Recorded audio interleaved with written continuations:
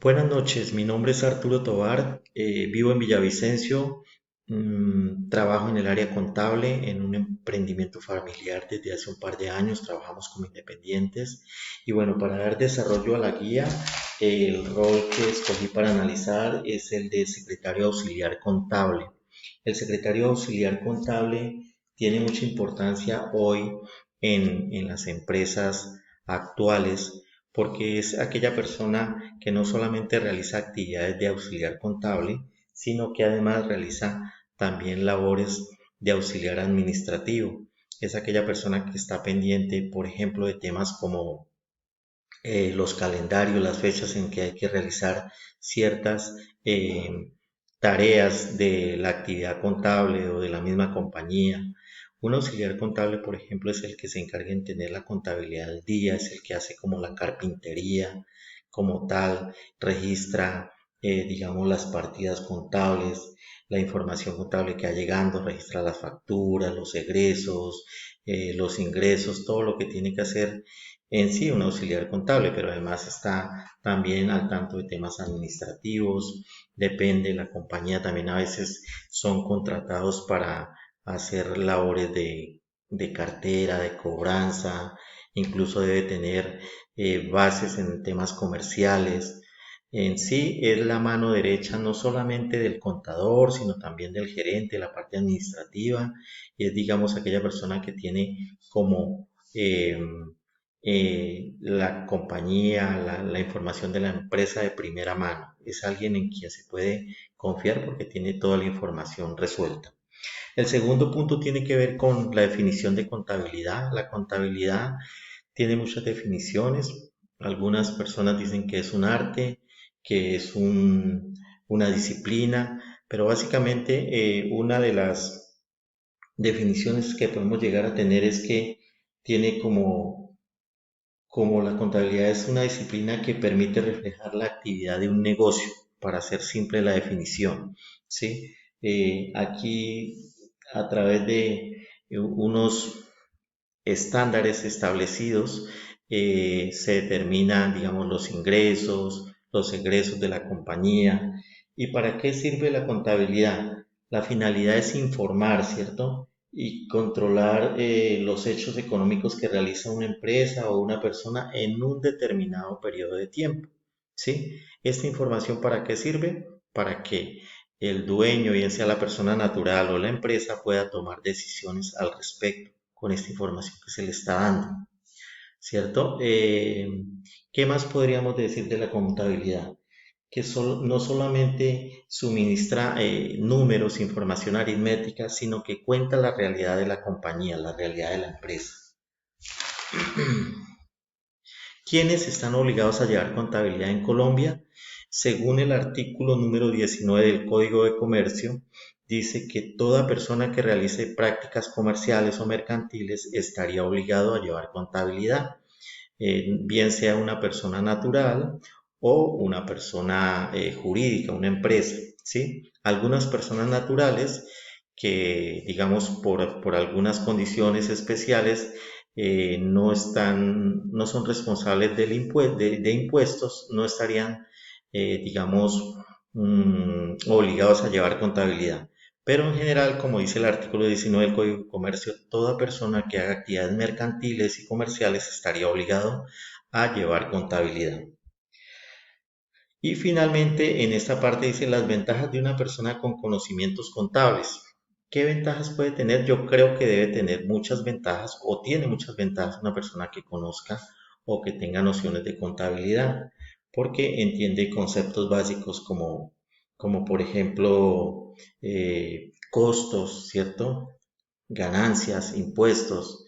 Digamos que aquella persona que tenga nociones de contabilidad tiene la posibilidad de tomar decisiones de manera más acertada. Digamos, si es una persona con un salario, entonces podría entender más fácil cómo es que, digamos, de pronto por esos ingresos le pueden cobrar algún tipo de impuesto, ¿cierto? Para dónde se van los descuentos que le hace la empresa, etcétera, etcétera. Y si es un comerciante que se dedica a la actividad mercantil, pues se entiende que Digamos que la contabilidad es fundamental porque le permite saber la realidad de la empresa, ¿cierto? Cuáles son los costos de su empresa, los gastos de su empresa, cuál es su utilidad bruta, su utilidad real después de pagar impuestos. Y de esa misma manera, pues, darle una dirección, un direccionamiento a su empresa o a su negocio. El otro punto es qué es un registro contable simple y qué es un registro contable compuesto. Ya hablando netamente en lo contable, pues un registro contable simple es en el cual se afectan solamente dos cuentas contables, digamos una al débito o al debe y otra al crédito o al haber, ¿sí? Supongamos que yo soy un agricultor como persona natural y vendo maíz, una tonelada de maíz para consumo humano. Esta por esa condición no lleva impuesto de IVA. Entonces la vendo, por decir algo, en 2 millones de pesos. Entonces afecta una cuenta que es de ingresos, que es la 4135, y esa de naturaleza crédito, y la otra cuenta que afectaría, porque me pagan por transferencia bancaria, entonces afecto la cuenta del banco, la 1110, y como me ingresa la plata, entonces debito esos 2 millones de pesos. Eso sería un registro contable simple. Ese mismo ejemplo de la tonelada de maíz de un agricultor como persona natural, pero que no es para el consumo humano, sino es para la industria, para hacer concentrados y eso. Entonces, ese maíz sí lleva IVA, entonces esos 2 millones de pesos más el 5% de IVA, entonces no solamente estamos afectando la 4135, que es el ingreso, sino que además afectamos la cuenta del IVA, la 2408, al crédito. Y como se la vendimos a una industria, esta industria, ¿qué nos va a pagar? Nos va a hacer una retención en la fuente, que sería la 1355, que para mí como contribuyente sería un anticipo. Y entonces serían el 1.5 en agricultura, que es 30.000 pesos. En resumen, al banco ya no entrarían los 2 millones de pesos como en el ejemplo anterior, sino nada más 1.970.000. ¿Listo? Eso sería, entonces se afecta la 1110, que es banco, la 4135, comercio al por mayor y al por menor, el IVA 2408 y la 1355. Cuatro cuentas se afectan ahí. Bueno, finalmente, ¿qué son los activos? Básicamente los activos son bienes o derechos tangibles o intangibles de una persona o una empresa como consecuencia de hechos pasados en su normal desarrollo de su actividad económica. Ejemplos, los inventarios, los terrenos, la maquinaria, carros, etcétera. Saldos en bancos, esos son activos. Ejemplos de pasivos son obligaciones eh, bien sea de la persona natural o de la persona jurídica, como consecuencia de hechos pasados, puede ser de su actividad económica. ¿Cuáles son? Por ejemplo, deudas a proveedores, ¿cierto? Si he comprado a crédito, un préstamo bancario, los sueldos si tengo empleados, deudas con la DIAN por impuestos, ¿cierto? O deudas a terceros. Eso en cuanto a los pasivos. Patrimonio, contablemente el patrimonio es tomar todo el activo, restarle los pasivos y lo que quede, eso es lo que se denomina patrimonio, ¿sí? Que en sí podrían ser, por ejemplo, terrenos también, una finca, una casa, un cultivo, lo que tengamos, ¿listo? Los ingresos son aquellos beneficios económicos que se obtienen en un periodo de tiempo como consecuencia de la actividad económica, pero también puede ser por otra actividad, digamos que extraordinariamente vendí algo que no es mi actividad económica, vendí una casa o algo, eso es un ingreso también.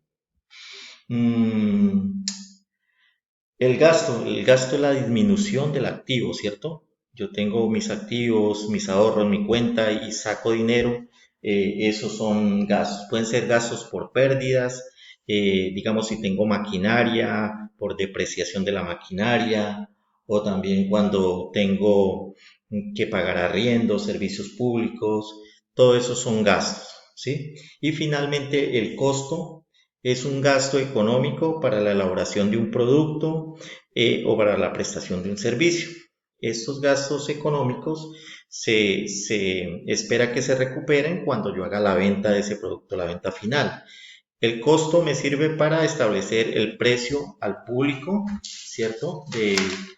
Del artículo o del bien que estoy prestando. Esa es todo la explicación. Muchas gracias. Buenas noches.